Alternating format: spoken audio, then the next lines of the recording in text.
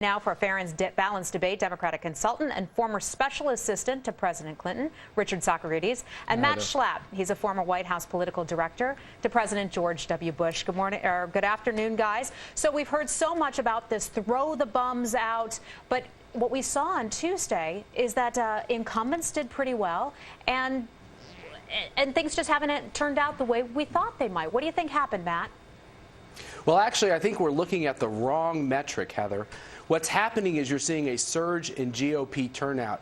In Ohio, 100,000 more voters participated in the Republican primary as opposed to the Democratic primary. In Indiana, twice as many voters participated in the Republican primary. And in North Carolina, despite the fact there was a primary on the Democratic side to take on Richard Burr, there was a 9% increase in Republican turnout and a 4% decrease in Democratic turnout. Don't assume that the rise of the Tea Party is all bad news for Republican incumbents. What I think Tuesday showed is it can be good news for Republican incumbents. All right, but David, turnout was in fact low, at least overall turnout, in North Carolina and Ohio. Does this mean that anger isn't necessarily translating to folks showing up at the ballot box? Well, I think that's the key point. I think third parties traditionally have had a big problem translating unhappiness with the status quo into success at the ballot box. And I think that either party or any candidate who can speak to some of the legitimate frustration that we see from some of the members of the Tea Party, really legitimate frustration with the notion that government has gotten so big it's become unresponsive, are going to do well. But what I think is hard to explain is why these Republicans who are Washington insiders, like in Indiana, Dan Coats, who is the ultimate Washington insider. I mean, he was a senator, he's been a lobbyist, he's even been an ambassador to Germany. How candidates like that are doing well in this environment is really hard to figure out. Matt, what do you make of that?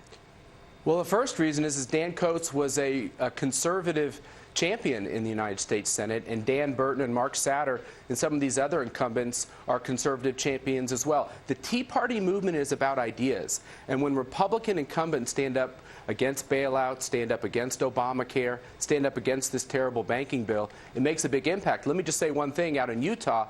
My sources tell me that this is new news, that Senator Bennett's not going to make the next round and won't be in the primary. So incumbents across the nation really need to be careful. Well, and if Bennett is out, that would certainly send a lot of shockwaves to people in Washington. I mean, I think that what you see here is that it's a very fluid situation. I mean, we're 6 months away from the election, which is like a lifetime in politics. I mean, if you use a football analogy, we're sort of like at halftime, and we don't know what's going to happen with the economy. We don't know what's going to happen with the unemployment numbers. Don't count Obama out. He is clever at this, smarter than anybody now in American politics. So I think we're a long way away, and we really can't predict what's going to happen. But let me just interject here, Matt. I can predict. If the economy is any indication, and yes, 6 months is a long way off in politics, but the unemployment number nearly 10%. It's been hovering in the high numbers in the last year or so. Okay, so maybe a couple more jobs flow in between now and then, but this cannot bode well for the Democratic Party, Matt.